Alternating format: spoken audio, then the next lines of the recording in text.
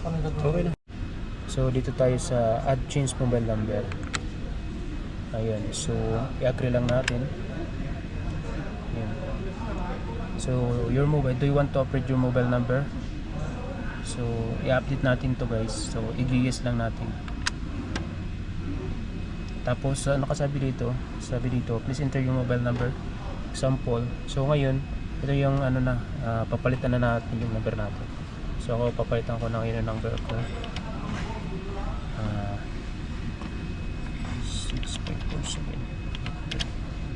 Tapos confirm lang. Confirm lang natin to. So ito na yung ating bagong mobile number. Please confirm that the available mobile number. Tapos confirm lang natin guys. Ayan.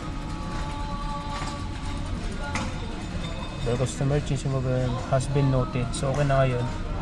At ngayon ay titingnan na natin